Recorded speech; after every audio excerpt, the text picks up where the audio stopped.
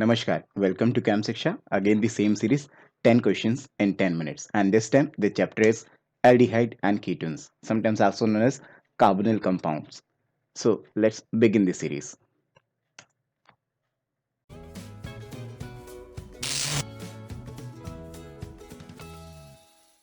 Okay, first question आपसे कह रहा है कि इनमें से कौन है जो कैनिज़ारो रिएक्शन नहीं देगा। तो भाई मैं आपको बता दूं, कैनिज़ारो रिएक्शन देने के लिए इंपॉर्टेंट कंडीशन ये है कि आपके पास कोई भी एसिडिक हाइड्रोजन नहीं होना चाहिए। मतलब कि आप यहाँ पे बेस यूज करोगे, अगर बेस को कहीं से भी कोई एसिडिक हाइड्रोजन मिल गया तो वो उस एसिडिक हाइड्रोजन को उठाने लगेगा रेदर देन कैनिज़ारो रिएक्शन देने के। जैसे कि अगर मैं आपको ये चारों स्ट्रक्चर बना के दिखाऊं, तो अगर आप इन चारों ही एल्डिहाइड को देखो तो इन चारों एल्डिहाइड में से एसिडिक हाइड्रोजन किसके पास है? एसिडिक हाइड्रोजन इसके पास है। जनरली कोई भी कीटोन या एल्डिहाइड का जो नेक्स्ट कार्बन होता है, जिसको अल्फा कार्बन बोलते हैं, इस अल्फा कार्बन पे जो हाइड्रोजन होते हैं वो एसिडिक हाइड्रोजन होते हैं। तो आई कैन से कि अगर एब्सेंस ऑफ अल्फा हाइड्रोजन है तो कैनिज़ारो रिएक्शन हो जाएगा, हो जाएगा, हो जाएगा। लेकिन अगर आपके पास अल्फा हाइड्रोजन है तो वो कैनिज़ारो रिएक्शन नहीं करेगा, बल्कि ये मॉलिक्यूल तो इंस्टेड ऑफ कैनिज़ारो ये आपका एल्डोल रिएक्शन दिखाने लगेगा। दैट्स वाई इसका आंसर क्या होना चाहिए कि इनमें से कौन है जो कैनिज़ारो नहीं करेगा? प्रोपेनॉल कैनिज़ारो नहीं करेगा, बाकी तीनों कैनिज़ारो कर सकते हैं क्योंकि उसके पास कोई एसिडिक हाइड्रोजन नहीं है। Next question. नेक्स्ट क्वेश्चन की पहचान आपको होनी चाहिए। जब भी कभी कोई बेस आपको दे दे और आपके पास कोई कीटोन या एल्डिहाइड हो तो पूरी पूरी पॉसिबिलिटी रहती है कि या तो एल्डोल या कैनिज़ारो कुछ होने वाला है। अगर अल्फा हाइड्रोजन नहीं है तो कैनिज़ारो, अल्फा हाइड्रोजन है तो एल्डोल। तो इसमें अभी एल्डोल कंडेंसेशन हम कराने वाले हैं। एल्डोल कंडेंसेशन में क्या करते हैं? एल्डोल कंडेंसेशन में बेसिकली आपको करना क्या होता है कि ये आपके पास, मैं आपको स्ट्रक्चर बना के दिखाता हूँ जल्दी से जरा इसका।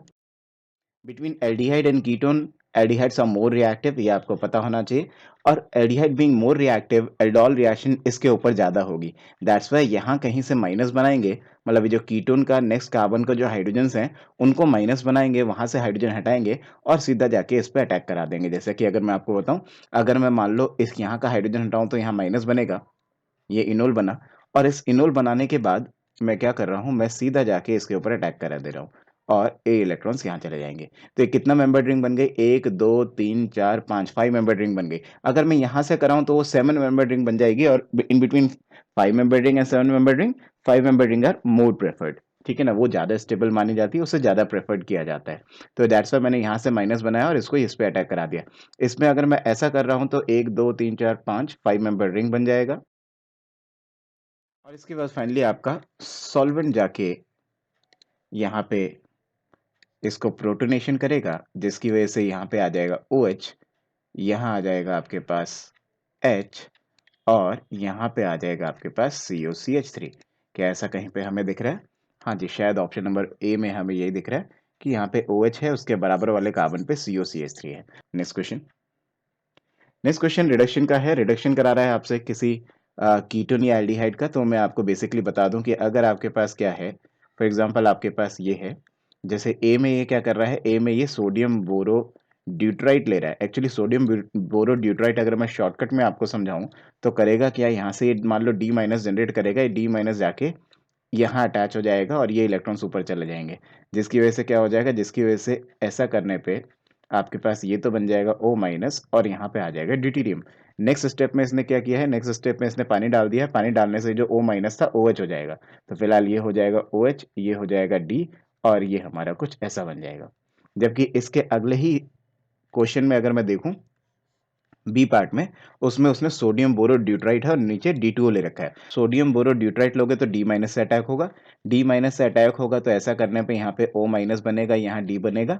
और अगर आप बाद में D2O डाल दोगे तो D2O डालने पे यहाँ पे क्या हो जाएगा, ये बन जाएगा आपका OD और ये हो जाएगा आपका D। नेक्स्ट तीसरा देखते हैं। तीसरे में इसने क्या कराया है, तीसरे में इसने सोडियम बोरोहाइड्राइड यूज किया है। यहाँ से H माइनस अटैक करेगा, H माइनस अटैक करेगा तो ऐसा करने पे ये बन जाएगा भाई O माइनस और यहाँ पे आ जाएगा आपका H। इसमें अगर आप सॉल्वेंट यूज कर देते हो, सॉल्वेंट क्या यूज किया इसने, D2O। D2O अगर आप यूज करते हो तो फाइनली ये जो O माइनस था वो OD हो जाएगा। तो ये फर्क आपको पता होना चाहिए कहाँ पे ड्यूटेरियम यूज करने से क्या फर्क पड़ जाएगा। एक बार उसने क्या किया, एक बार उसने इसको D रखा, इसको H किया, एक बार दोनों को D किया और एक बार इसको H किया, इसको D किया। देखते हैं ऐसा कुछ नजर आ रहा है क्या हमें कि ए ऑप्शन में OH और D, OH और D, फिर अगले में ODD, अगले में ODH। तो ए ही ऑप्शन आपका करेक्ट जा रहा है। Next question. नेक्स्ट क्वेश्चन तो बिल्कुल थियोरेटिकल सा क्वेश्चन है, इसमें तो मैं ज़्यादा क्या ही बताऊँ आपको। सिंपल सी बात है कि ये कीटोन एल्डिहाइड के जितने भी आप रिएक्शंस पढ़ते हो, जो भी अमीन्स के साथ रिएक्शंस होती हैं, तो हम लोग शॉर्टकट में क्या सीखते हैं कि यहाँ से ये H2O निकाल दो, पानी निकालने के बाद जो बचेगा वो आपका क्या बन जाएगा, प्रोडक्ट बन जाएगा। इसको इमीन बोलते हैं। तो फिलहाल इस टाइप के जितने भी रिएक्शंस होते हैं, जब भी कभी हम अमीन या फिर अमीन डेरिवेटिव्स की जब कीटोन एल्डिहाइड से रिएक्शन कराते हैं, तो पीएच मॉडरेट सी रखनी पड़ती है। एसिडिक मीडियम तो रखना पड़ता है, लेकिन एसिडिक मीडियम भी बहुत ज़्यादा एसिडिक भी ना हो, बहुत कम एसिड भी ना हो, थोड़ा-सा मॉडरेट सा पीएच हो, मॉडरेट सा एसिडिक हो। इट मीन्स कि हमें पीएच कितनी रखनी पड़ती है? कुछ 4 से 4.5 पीएच रखनी पड़ती है हमें। Next question. नेक्स्ट क्वेश्चन, ये क्वेश्चन काफ़ी फेमस सा क्वेश्चन है, इसको देख के काफ़ी बच्चे कन्फ्यूज़ हो जाते हैं कि इसमें क्या कर दिया, ये तो हमने कभी पढ़ा नहीं। इस क्वेश्चन का लेना-देना इस बात से है कि आपने रिएक्टेंट क्या लिया है, CH3CH2 NO2। एक्चुअली में इसने कुछ एल्डोल जैसा करा रहा है, काइंड ऑफ एल्डोल टाइप। तो अगर आप यहाँ पे बेस डाल दोगे तो बेस क्या करेगा, ये NO2 होने की वजह से ये जो हाइड्रोजन्स है ये बहुत एसिडिक हाइड्रोजन्स है। ऐसे में क्या होगा, ऐसे में जैसे ही बेस डालोगे वैसे ही यहाँ पे बन जाएगा माइनस, और ये हो जाएगा NO2। तो बस जिस तरह से एल्डोल में होता था कि भाई आपके पास कॉन्जुगेट बेस बना के एल्डिहाइड कीटोन का और जाके आप फ्रेश मॉलिक्यूल पे अटैक करा देते थे, उसी तरह से यहाँ पे भी हो रहा है कि आपके पास जो भी एसिडिक हाइड्रोजन है उसे हटा दिया, यहाँ माइनस बना दिया, और ये पोर्शन जाके आपका इस पे अटैक कर जाएगा। ये इस पे अटैक किया, ये इलेक्ट्रॉन्स ऊपर चले गए। तो देखते जरा फाइनली क्या बना। फाइनली आपके पास बना, फाइनली आपका जो सॉल्वेंट है वो अपना काम करेगा और ये O माइनस को OH कर देगा। तो फिलहाल क्या बना देखें जरा। फिलहाल आपके पास ये बन गया OH यहाँ, ये बन गया CH यहाँ, और ये बना NO2 यहाँ, और जी ये बन गया CH3 यहाँ। अच्छा, इसने हीटिंग भी दे रखी है तो यहाँ पे मैं H2O लॉस भी करा दूँ। तो हीटिंग दे रखी है तो आप क्या करना, हीटिंग दे रखा है तो ये H2O लॉस करा देना। यहाँ का ये हाइड्रोजन और ये H2O, ये H2O आई कैन से, ये H2O लॉस करा देना। ये H2O अगर आप लॉस करा दोगे तो फाइनली प्रोडक्ट क्या आ जाएगा, प्रोडक्ट आपका कुछ ऐसा सा आ जाएगा कि this will give you something like this. मैं इस वाले कार्बन को यहाँ इमेजिन कर रहा हूँ और यहाँ से लिख रहा हूँ, ठीक है ना। This will give you something like this, double bond, और उस डबल बॉन्ड पे एक लगा हुआ है NO2 और एक लगा हुआ है CH3। क्या ऐसा कहीं मेरे को दिख रहा है कि 6 मेंबर रिंग पे एक डबल बॉन्ड जिसपे एक NO2 और एक CH3, मतलब ऑप्शन बी। नेक्स्ट क्वेश्चन आपसे कह रहा है कि आपके पास कोई कीटोन है, मिथाइल कीटोन इनफेक्ट, उस पे NaOBr का अटैक कराया है। सबसे पहले मैं आपको इस रिएजेंट के बारे में जल्दी से बताऊं। NaOBr को देख के कभी भी घबराए नहीं। एक्चुअली में आपने एक रिएक्शन पढ़ी होगी, आइडोफॉर्म रिएक्शन, जिसमें NaOH या फिर KOH I2 की प्रेजेंस में हम लोग लेते हैं। ठीक है, तो ये रिएक्शन कौन सी होती है, आइडोफॉर्म रिएक्शन।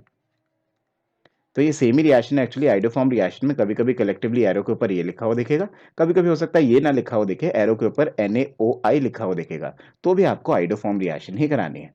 और आइडोफॉर्म रिएक्शन में होता क्या था, अगर आपको याद हो, तो उसमें क्या होता था, आपके पास कोई मिथाइल कीटोन होते थे और उस मिथाइल कीटोन पे जब आप आइडोफॉर्म रिएक्शन कराते थे तो फॉलोड बाय एसिडिक वर्कअप, जैसा कि इसने यहाँ भी कर रखा है।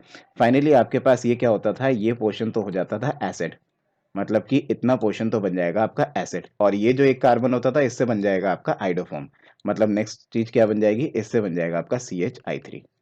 ठीक है ना। तो इसी तरह का कुछ यहाँ पे भी हो जाएगा, कुछ कुछ सेम रिएक्शंस यहाँ पे भी हो रही है। अगर आप देखेंगे ये 5 मेंबर रिंग है आपके पास, इस 5 मेंबर रिंग पे एक मिथाइल कीटोन है आपके पास, और इस मिथाइल कीटोन पे इसने क्या किया, जैसे आइडोफॉर्म रिएक्शन कराने के लिए रिएजेंट क्या होता था, NaOH और I2 या फिर NaOI, इसने क्या किया, इसने आइडोफॉर्म की जगह ब्रोमोफॉर्म टाइप रिएक्शन करवाना चाह रहा है।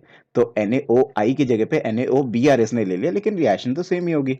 यहाँ पे भी काम तो सेम ही कराएंगे। मतलब होगा क्या, यहाँ पे भी जो आपके पास मिथाइल कीटोन है उसमें से ये पोर्शन तो हो जाएगा एसिड, ये रह जाएगा OH बन के, और साइड में CHBr3 ब्रोमोफॉर्म निकल जाएगा। तो मतलब हमारे पास फाइनली क्या आएगा, COOH इधर और OH इधर। क्या ऐसा कहीं दिख रहा है हमें, COOH इधर और OH इधर। तो option B is your answer. Next question. Next question Cannizzaro reaction है। कैनिजारो रिएक्शन का अगर मैकेनिज्म आपको पता है तो ये क्वेश्चन आपसे हो जाएगा बड़े प्यार से। आपके पास ड्यूटेरियम ड्यूटेरियम है और यहाँ पे आप OD लेके आ रहे हो, सॉरी OH माइनस है, OH माइनस आयन का अटैक करा रहे हो। OH माइनस आयन का मैंने क्या करा जी, इस पे अटैक कराया, ये इलेक्ट्रॉन्स ऊपर गए। जैसे ये सब हुआ, ऐसा करने पे क्या हुआ, ये बन गया मान लो O माइनस, यहाँ OD, यहाँ OD और यहाँ पे OH। फाइनली क्या हुआ, फाइनली एक फ्रेश मॉलिक्यूल दोबारा से आएगा आपके रिएक्टेंट का, जो हम लेके चले, और इसमें होगा क्या, इसमें ऐसा होगा कि ये इलेक्ट्रॉन्स वापस आएंगे और यहाँ से ये D माइनस बन के इस पे अटैक कर देगा और ये इलेक्ट्रॉन्स ऊपर चले जाएंगे। ऐसा करने पे क्या हो जाएगा, ऐसा करने से ये तो बन गया डी यहाँ, ये बन गया डबल बॉन्ड ओ यहाँ, ये बन गया ओ एच यहाँ, और इसका क्या हुआ जरा इसको भी देखते हैं। इसका क्या बना, यहाँ से बना डी यहाँ, डी यहाँ, डी यहाँ और ओ माइनस यहाँ।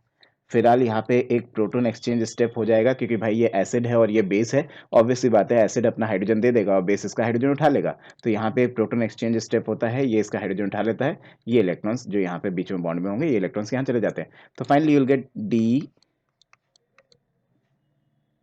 Double bond O O minus, और यहाँ पे आपको मिल जाएगा क्या, C D three D D D, और यहाँ पे ओ एच। देखना जरा क्या ऐसा कहीं दिया है, 3D विद ओ एच यहाँ पे दिख रहा है, और डी सी ओ ओ माइनस यहाँ पे दिख रहा है। That's why answer will be option number D.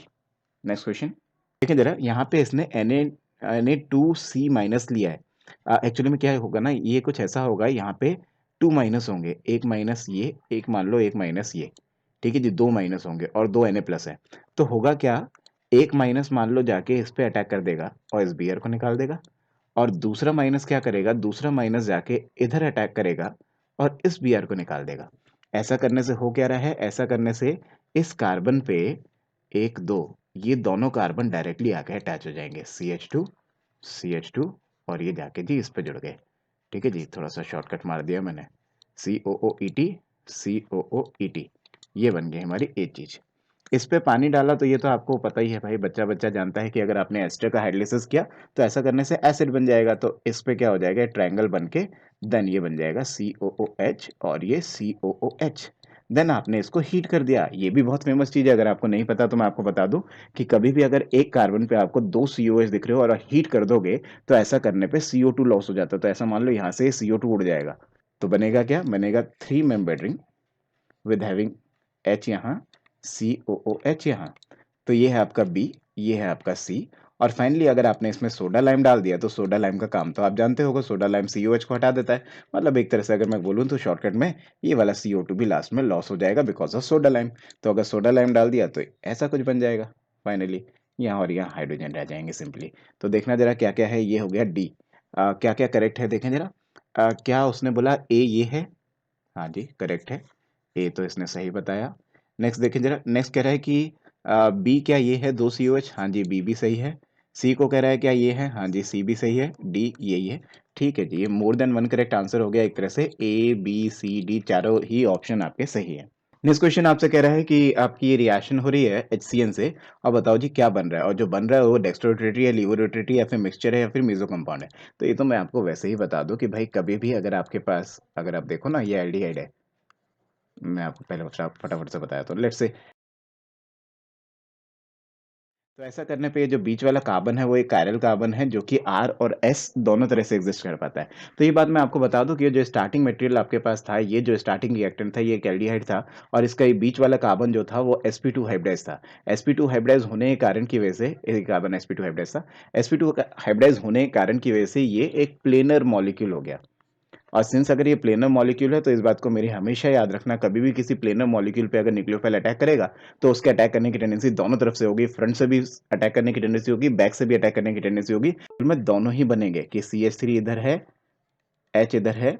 हो सकता है कि जो आपका CN अटैक किया था वो फ्रंट से किया हो और OH पीछे रह गया हो, और ऐसा भी हो सकता है, बल्कि दोनों ही होंगे, ऐसा भी हो सकता है कि आपका जो CN है वो पीछे से अटैक मारे और OH चला जाए बाहर।